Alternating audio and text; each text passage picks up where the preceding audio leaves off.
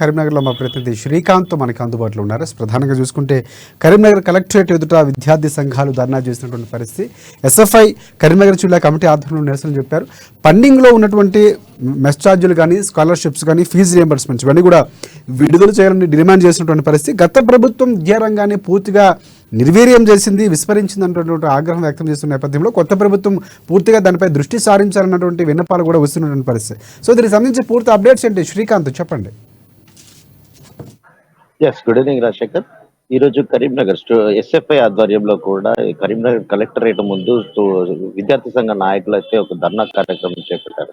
ప్రధానంగా చూసుకున్నట్టయితే గత ప్రభుత్వం బీఆర్ఎస్ పార్టీ 10 సంవత్సరాలు అధికారం చెలాయించినప్పటికీ కూడా విద్యారంగాన్ని పూర్తిగా నిర్వీర్యం చేసిందంటూ కూడా వారు మండిపడ్డ పరిస్థితులు నెలకొన్నాయి. టీఎస్పీఎస్సీ పేపర్ లీకేజీ కానీ, పలుమార్లు పరీక్షలు వాయిదాలని ఇలాంటి కార్యక్రమాలతో కూడా ఏదైతే విద్యార్థి లోకం అంతా కూడా ఒక ఆగ్రహాన్ని వ్యక్తం చేస్తున్న పరిస్థితి. అంతేకాకుండా ఇకపోతే ఏదైతే విద్యార్థులు బడుగు బలహీన వర్గాలకు చెందిన విద్యార్థులకు సంబంధించి స్కాలర్షిప్లు కూడా పెండింగ్ లో గత సంవత్సర కాలంలో కూడా పెండింగ్ లో ఉన్నాయంటూ కూడా వాళ్ళు చెప్పుకున్న పరిస్థితి. అయితే దాదాపు 1300 కోట్ల మెస్ ఛార్జీలు కూడా ఇప్పటి వరకు కూడా విడుదల కాని పరిస్థితి ఉంది. అయితే సంవత్సర కాలం నుండి కూడా గత ప్రభుత్వాన్ని తాము ఎన్నిసార్లు సంప్రదించినప్పటికీ కూడా ప్రభుత్వ పాలకులు తమను పట్టించుకున్న పాపాన పోలేదంటూ కూడా వారు ఒక ఆగ్రహం వ్యక్తం చేసిన పరిస్థితి. ఇకపోతే 7,200 కోట్లకు సంబంధించి కూడా ఏదైతే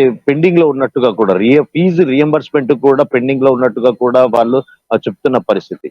స్థానికంగా ఉన్న ఇందిరా గాంధీ చౌక్ నుండి కూడా విద్యార్థులు పెద్ద ఎత్తున కూడా ఒక ర్యాలీ నిర్వహించి కలెక్టరేట్ వరకు చేరుకుని కలెక్టరేట్ వద్ద ఒక ధర్నా కార్యక్రమం అయితే నిర్వహించారు.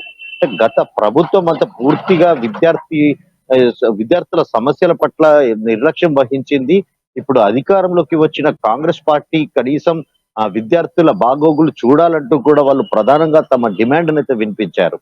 కాంగ్రెస్ పార్టీ అధికారంలోకి రావడంతో ఈ విద్యార్థి లోకం ఎదుర్కొంటున్న సమస్యలు స్కాలర్షిప్లు అయితేనేమి, ఏదైతే మెస్ ఛార్జీలు కానీ, అంటే ఇప్పుడు దాదాపుగా కొన్ని చోట్ల ఎక్కడ వార్డెన్లే తమ సొంత ఖర్చులతో కూడా వడ్డించాల్సిన పరిస్థితులు నెలకొన్నాయి.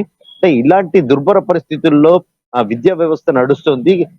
కొత్తగా వచ్చిన ప్రభుత్వము దృష్టి సారించి పెండింగ్ లో ఉన్న బకాయిలను వెంటనే కూడా విడుదల చేయాలంటూ కూడా వాళ్ళంతా ఒక విన్నపాన్ని చేసిన పరిస్థితి అయితే నెలకొంది రాజశేఖర్.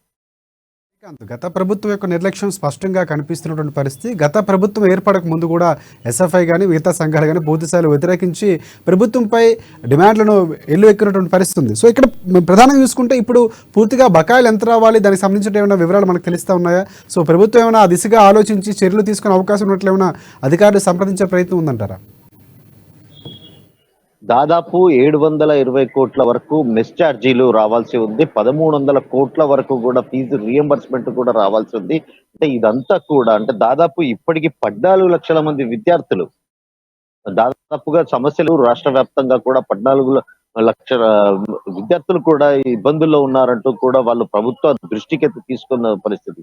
అంటే పూర్తిగా ఏదైతే గత పాలకుల నిర్లక్ష్యం స్పష్టంగా కనబడుతుంది. కొన్ని ప్రాంతాల్లో వార్డెన్లు తమ సొంత ఖర్చులతో కూడా అంటే అది కూడా నాసి రకం భోజనం, అంటే హాస్టల్లో ఉండాల్సిన బడుగు బలహీన విద్యార్థులు విద్యను అభ్యసించే హాస్టళ్లలో మెస్ ఛార్జీలు రాక ఇబ్బందులు ఎదుర్కొంటున్నారు. అంటే మనం గతంలో కూడా మీడియాలో పలు సందర్భాల్లో చాలా చోట్ల కూడా మనం చూసిన పరిస్థితి ఉంది. అంటే ఫుడ్ పాయిజన్ అవి నాసి రకపు వడ్డీ వడ్డీ వడ్డీ వార్చడం వల్ల కూడా విద్యార్థులు వాంతులు విరోచనాలతో కూడా చాలా చోట్ల ఆసుపత్రుల పాలైన ఘటనలు కూడా మనం గతంలో మీడియాలో కూడా వచ్చినాయి. అంటే బీఆర్ఎస్ ప్రభుత్వం బిల్లులు చేయకపోవడంతో కాంట్రాక్టర్లకు ఏదైతే గిట్టుబాటు కావకపోవడంతో వాళ్ళంతా కూడా ఒక కల్తీ కూడా తెరదీశారని చెప్పవచ్చు.